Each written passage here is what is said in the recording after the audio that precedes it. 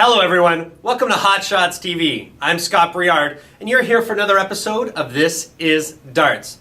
So today, we're here in front of the board because I want to bring you 5 key attributes that will really take your game from being good to being great. And that's really what it is about. This is Darts for this year is about taking you, the dart player, and really elevating your game. So today I want to spend some time going over 5 key points that I think will really make a difference in your dart playing ability and your enjoyment, most importantly, of the game.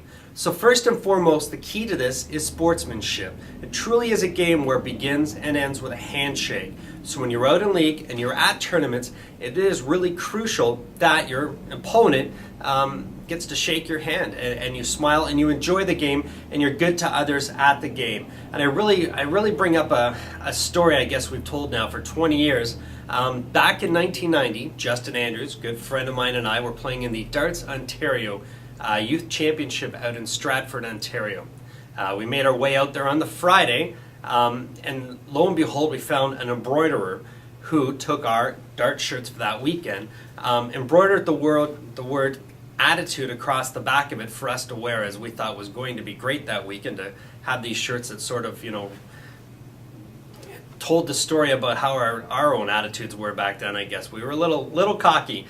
Anyway, there we went off into the tournament with these great dart shirts that had the word attitude across the back of it. Well, believe me, every kid in the place wanted to make sure they beat us that weekend. And they did. I don't believe we actually made it out of our round robin in doubles that weekend. So the kids and the parents enjoyed seeing us go down. Justin and I were easily one of the top doubles teams there that weekend. But we certainly didn't play that way because our opponents certainly elevated their game to beat us at that point. So if you don't show some true sportsmanship out there when you're playing, people are definitely going to try harder to beat you. So be good to your opponents. Lose like you win. Maybe a strange sentence, but treat everyone when you lose as you would when you win. Shake hands and smile and thank them for the game. So sportsmanship, big key to the game. Sort of my point number 1. Get out there and be good to your opponents and those that you're playing around. Second thing that I think is crucial to becoming a dart player is becoming a good chalker. Now you're going to say, what in the heck being in front of a chalkboard is going to do for my dart game?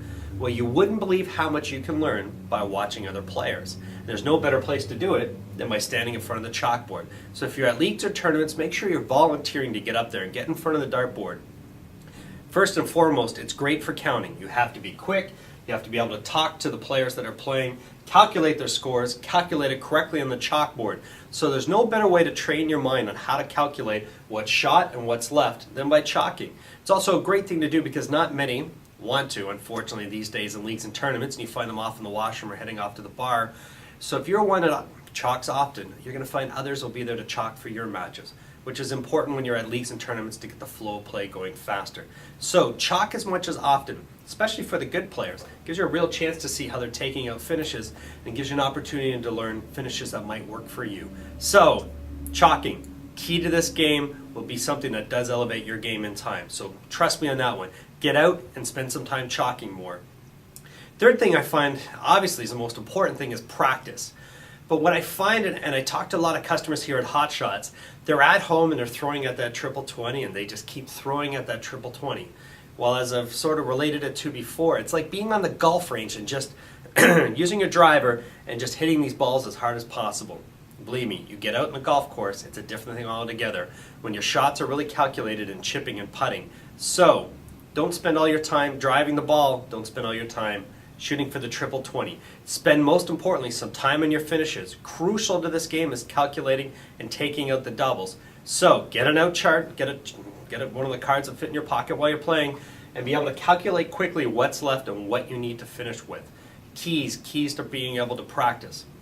Second key to practicing, I believe, and you watch a lot of television tournaments and different things now where it's showing averages, how many darts it took them to take out the last game and their average scores.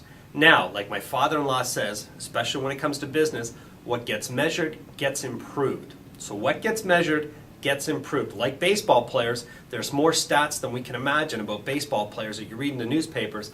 Same should be for your darts. So as you're home practicing, I want you to start calculating. It took me 17 darts to take out that game of 5-1. It took me 22 darts to take out that game of 5-1. Find your average over 10 games and sort of use that as a goal, set that point, and try and expand from there and get better. Try and grow. Try and take out 501 and less darts, and soon, as you're measuring, you will improve. Key points, keep track of your scores while you're practicing at home, and most importantly, practice those finishes. You'll definitely see your game grow from there. Fourth thing I want to speak about, and I really notice a lot of customers coming through here who attempt to mimic the pros, and it does not work. As kids, back in the late 80s, early 90s, we definitely wanted to have the throw like Eric Bristow, the pinky finger hanging out, the way he held it to his darts. But believe me, none of us threw as well as Eric Bristow back then trying to do that. Most important thing you can do is throw naturally. Sounds strange, especially if you've never thrown a dart before, but your body will have a natural way of throwing. It might take a few days, it might take a few weeks, or it could take a few months, but sooner or later your arm will have a natural ability to throw. And I relate it back to a great pool player in Toronto named Paul Thornley, who taught me pretty much how to play pool in the early years. And Paul always said that a pool cue will become a part of your body like the steering wheel of a car. And if you've driven for years, you certainly don't count how many rotations on a steering wheel it takes to turn a corner anymore. Same goes with playing pool, the same goes with playing darts. It will become a subconscious effort, and your body will know how hard or how slow to throw a dart, and where exactly, through eye coordination, where exactly you need to be to get the dart where it needs to hit. So, keys to it, don't try and mimic the pros, use your natural throw and practice and improve from there. You're certainly not going to put the darts in like Phil Taylor, and many, I should bring it up, shop here buying Phil Taylor's darts, buying the flights he uses, get home, watch him on TV, and assume that by replicating the same throw and using the same darts, they're going to hit the 180s. Believe me, they don't. So use what's best and what's working for you and improve on that. Fifth and foremost, have fun out there. This game is not paying your mortgage. Unless you're a pro, it's something you need to be doing outside of work, outside of home, and truly enjoying. It's a great sport. It can be played by men and women of any age. Again, I was 5 at home, obviously with parental supervision when I started, but it was a great thing for a big group of us, my big family, to do from home.